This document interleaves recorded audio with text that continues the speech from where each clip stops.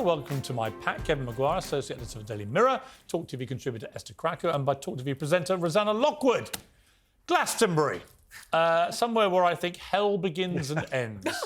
Being in a tiny little tent surrounded by the stinking masses of Glastonbury with their pink hair and nose rings is my idea of Hades. However, I'm aware that it is popular with a certain type of human being, and there were some pretty extraordinary moments over the weekend. Here's a little taste.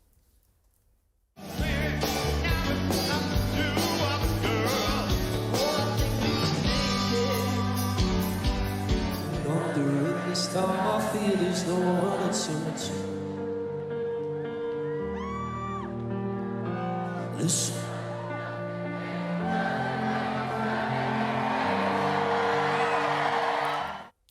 So two probably the most extraordinary moments there, Rosanna. One, Sir Elton. Look, I'm not his biggest fan, really. It felt a bit karaoke to me, the whole thing, if I'm honest. It was a good old show, but the bit that caught my eye was when he was reading his own song lyrics on an auto cue.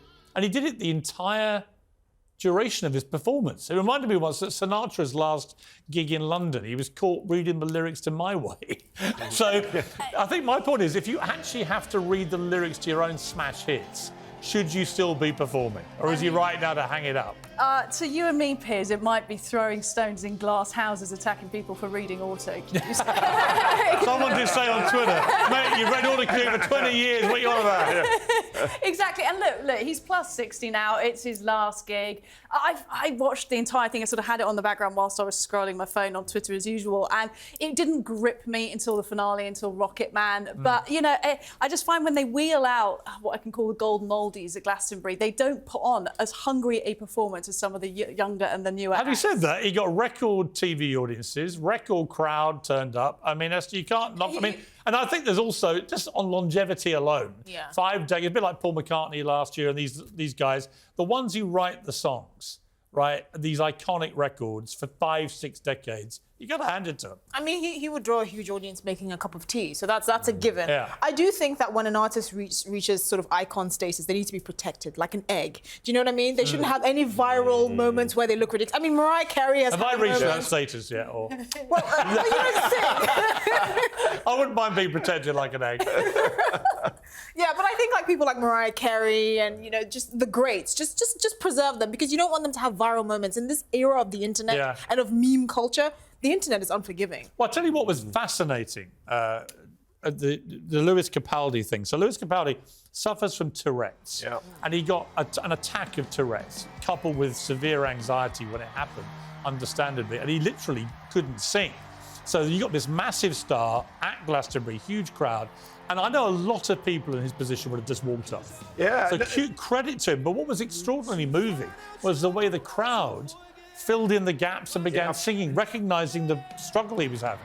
Took them along because they know. He's spoken about it publicly. He took time out before Glastonbury, so everybody is on his side. I saw him at Parklife in Manchester last year. He's a fantastic performer. He's a great showman. Brilliant talent.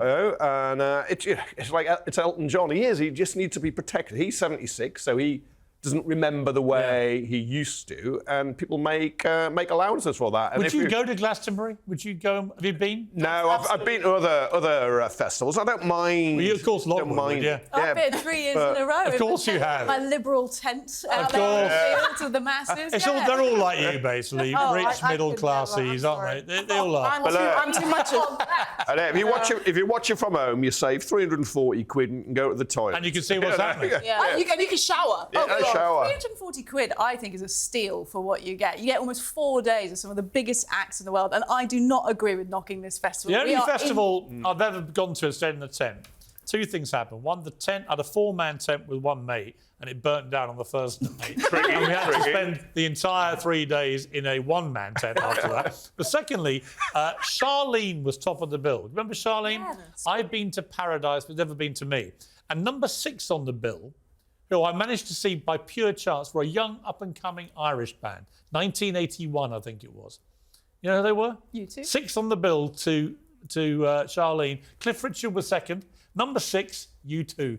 Oh, What happened to I that? was there. Yeah. Very cool. I was there. You're in the basement. Well, in the one-man It was tent. fantastic. But, Fantastic. The Greenbelt Christian Rock Festival. Oh my I only went because all the best-looking Sounds very girls in my American. Oh my village were God. all members of the church youth club. So it was the only way to... A noble cause. yeah, it wasn't really a religious thing. So let's talk, secondly, about this amazing clip. I love this. The Belgian shot putter called Jolien Bonquo, right? Now, she took part in the European Championships and the 100-metre hurdles. Watch her here. She's the one at the back. Right? It took her 19 seconds. Right? And you might think on the face of it, how utterly embarrassing. What are you doing? How did you ever get near the 100-metre hurdles at a European Championships? But do you know the reason she was doing it? Is brilliant. And look how careful she's being. If she knocked any of them over, she would be deducted points, right? And the reason she's running, even though she came last by miles, was that the other two Belgian hurdlers had to pull out from injury. If no one competed in the event, the team would have been disqualified. So she stood up and went, I'll do it. That's great. Knowing she'd be a viral mocked, but I don't think she is. People have loved her. Everybody loves Good a on her. trier. I think people understand why she's doing it. It doesn't actually look ridiculous. It's great. And she said of it, I don't take myself too seriously when it comes to sport, which I just think it's for a professional athlete. I think she's quite a heroic person to do that. She should challenge all the others to the shot put. Get the hurdlers to shot put. I think she's an 11-time national champion. They would have done a chance. So I want to play another clip. Just a bit of the gear changes. This is Barack Obama talking about the Titanic submersible. I wonder what he did by comparison. There's a potential tragedy unfolding with a submarine that is getting, minute-to-minute coverage all around the world. And it's understandable because obviously we all want and pray that those folks are rescued. But the fact that that's gotten so much more attention than 700 people who sank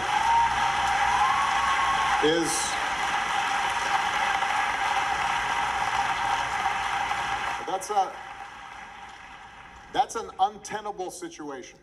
We've only got a minute on this, but Rosanna, I mean, he makes a point. It's a lot of people have made that point. Is he right to make the comparison? I think we absolutely have to have that conversation. We know why the submarine story caught everyone's attention. It's unique, it's interesting, people can relate to it. They perhaps can't relate to being a migrant. But I think if you don't have that conversation, then there's something terribly wrong going on in the world, because just stand back, it's 5 people, it's 700 Esther, people. the argument goes the migrants were trying to travel somewhere illegally, blah, blah, blah. But is that a humane argument? It's not, and you have to understand. I mean, you're right. People can't identify with it. You have to imagine how desperate those people are to risk their lives in that way. And I think that's something that we have to remember. There's something grotesque about has he the fact that pricked we our focus on conscience here, Barack billionaires. Obama? Yeah, I think he has. Should we be throwing the kitchen sink next time, not at 5 people in the submersible of their own volition, but 700 people drowning? I see why the 5 people in an iconic wreck was a big story, but we didn't cover enough 700 people drowning. I think the answer is you can do both. Thank you, Pat. That's it from me tonight.